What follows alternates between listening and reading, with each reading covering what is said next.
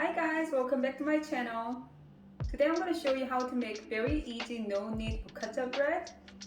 It uses a slow fermentation method. What that means is you fermenting your bread or dough in a refrigerator overnight. I found this method producing much more tastier bread and than conventional way of proving the dough in a stovetop in a short time. Without any delay, let's get it started. So to make overnight easy focaccia dough, you need 5 ingredients. First, here is 5 grams of flour. You can use all-purpose flour, or you can use the mix of bread flour and all-purpose flour, or just bread flour. And here's 10 grams of salt. Here's 1 packet, 7 grams of instant yeast coated with the flour. So salt is not gonna directly touching the yeast. Here's 2 cups of lukewarm water. The temperature I like is 100 to 110 degrees Fahrenheit. So you pour the water and just mix it. It's very high ratio water-based dough, so it's gonna look shaggy, but don't worry, it's gonna make really beautiful focaccia bread. You continuously mix it well until it actually form a rough dough. You don't see lots of raw flour flying around just like what happened now. Make sure to scrape the bottom so there's no flour, and then you can turn a couple of times. Not to knead, because it's supposed to be no-knead bread. It looks like it's done. The next thing you need is put a couple of tablespoons of good quality olive oil or any other vegetable neutral oil you have. Make sure that all the side of dough has been coated. Okay, that looks good. Cover tightly with a wrap or a lid. I'm gonna use a lid. Put it in a refrigerator, the minimum of 12 hours, maximum of 24 hours. Dough has been fermented 16 hours in a refrigerator, and then it's double in volume, and it's very yeasty. It's bubbly as well, as you can see.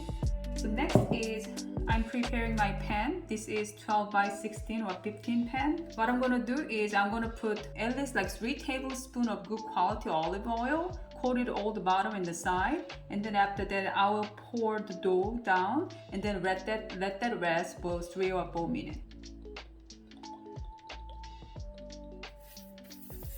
Make sure to oil the side very well, otherwise your dough is going to be stick, and oil actually works as a cooking agent later on in the oven. I'm going to oil my hands a little bit.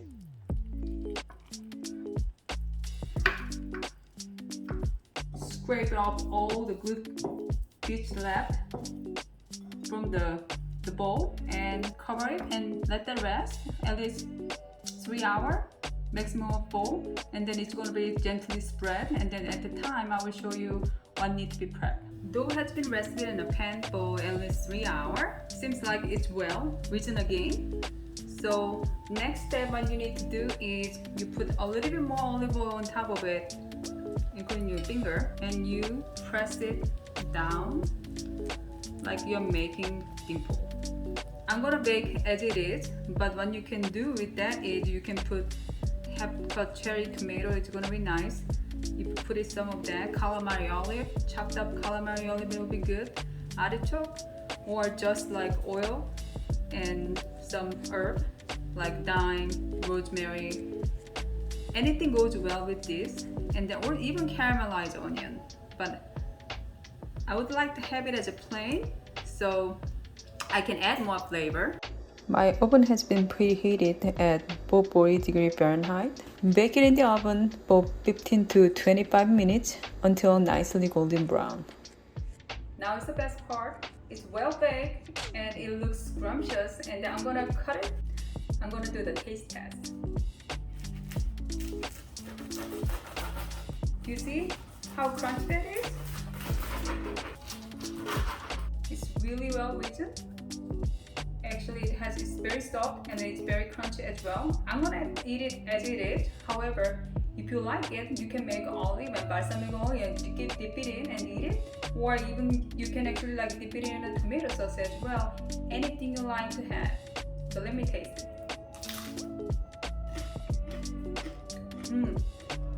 It's really good, chewy, crunchy, inside is soft. I can taste olive oil. It's fantastic. hope you enjoyed my video today. If you try, please let me know how it goes. Until next time, happy cooking and baking. Bye!